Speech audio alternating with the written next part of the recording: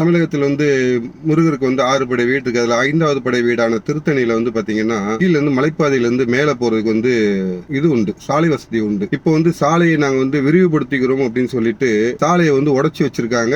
பாதி சாலையை மூடி வச்சிருக்காங்க. பொதுவா ஒரு சாலை பணிகள் நடக்குதுன்னா ஒரு ஓரத்துல பாதி வேலை நடக்கும், இன்னொரு ஓரத்துல வாகனங்கள் போயிட்டு வந்துட்டு இருக்கும். அதுதான் உலக நீதி, உலக வழக்கம் அதுதான். ஆனா இந்த திராவிட அரசு, இந்த இந்து விரோத திராவிட முன்னேற்ற அரசு என்ன இருக்கு, ஆனா இந்த இந்து விரோத திராவிட முன்னேற்ற கழக அரசு என்ன செய்யுதுன்னு பாத்தீங்கன்னா, முழு பாதையுமே அடைச்சு வச்சிருது. யாருமே கீழ இருந்து மேல போயிடக்கூடாது. இவங்களோட நோக்கம் அதுதான். இந்துக்கள் சிரமமின்றி முருகனை வழிபற்றக்கூடாது, இந்துக்கள் சிரமமின்றி கோவில்ல வழிபாட்டை செய்து விடக்கூடாது என்பதில் இந்த திமுக அரசு இந்து விரோத திமுக அரசு ரொம்ப தெள்ள தெளிவா இருக்குது. அதனுடைய ஒரு பகுதியாகத்தான் பாத்தீங்கன்னா, திருத்தணியில மக்கள் வயோதிகர்கள் இருப்பாங்க. அவங்களால படி ஏறி இறங்க முடியாது. மொத்தம் 365 படி அங்க திருத்தணியில. அப்ப அந்த 365 படியும் படி வழியே ஏற முடியாதவங்களுக்காக சாலை வசதி அந்த காலத்திலேயே போட்டிருக்காங்க. இவங்க போடல. திருட்டு அரசுகள் யாரும் போடவே இல்லை. இங்க அந்த காலத்துல முன்னோர்கள் தங்களோட உயிரை, உடல் உழைப்பை கொடுத்து அந்த மலைப்பாதையில சாலை வசதி ஏற்படுத்தி வச்சிருக்காங்க.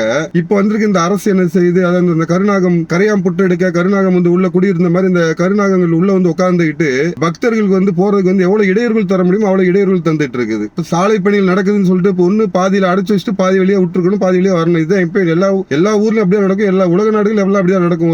மொத்தமா ஒரு பயணத்தை நிறுத்தி வச்சு ஒரு வேலை நடக்காது. அதுக்கு போக வேண்டிய வேலைகள் செய்யலாம். ஆனா தினசரி கோயில் வழிபாடு என்பது பாத்தீங்கன்னா அன்றாட வழிபாடு செய்யறவங்க இருக்காங்க. இதற்காக முன்கூட்டியே திட்டமிட்டு வர்றவங்க இருக்காங்க. அப்ப இந்த முதியோர்கள், மாற்றுத்திறனாளிகள் எல்லாம் வரும்பொழுது அவங்களால உள்ள மேல முருகனை தரிசிக்க முடியாத ஒரு துர்பாக்கியமான நிலைக்கு தள்ளப்பட்டிருக்காங்க இந்த திராவிட முன்னேற்ற கழக அரசால. இவங்களால பல கோயில்கள் இடிக்கப்பட்டது வரலாறு தாண்டி இப்ப இவங்க பாத்தீங்கன்னா திட்டம் போட்டு வயோதிகர்களும் மாற்றுத்திறனாளிகளும் முருகனை தரிசிக்க கூடாது அப்படின்றதுக்காக மிக தெள்ள தெளிவாக திட்டமிட்டு அந்த சாலையை முடக்கி வச்சிருக்காரு அல்லேலூயா சேகர் பாபு. கூட இந்த அறநிலையத்துறை அமைச்சகம், அறநிலையத்துறையும் பாத்தீங்கன்னா கூட அதுக்கு ஜாலரா அடிச்சுட்டு உட்கார்ந்துட்டு இருக்குது. இன்னும் நாங்க உள்ள பாத்தீங்கன்னா கோயில் சுத்தி கடைகள் இருந்துச்சு, அந்த கடைகளை மூடி இப்ப இடிச்சிட்டு இருக்காங்க. பொதுவா எங்க இடிச்சாலும் இந்த எப்பயுமே இந்த மாசு கட்டுப்பாடு இந்த மாதிரி இந்த நகராட்சி எல்லாம் பாத்தீங்கன்னா நம்ம ஒரு சின்ன கட்டிடத்தை இடிச்சாலே சுத்தி வேலி அடைச்சிருக்குதா, இது மக்களுக்கு அந்த தூசுகள் படாம இருக்கான்னு பாப்பாங்க. ஆனா இங்க திருத்தணில பல இப்ப ஒரு 10-20 கடைகள் இடிச்சிட்டு இருக்காங்க.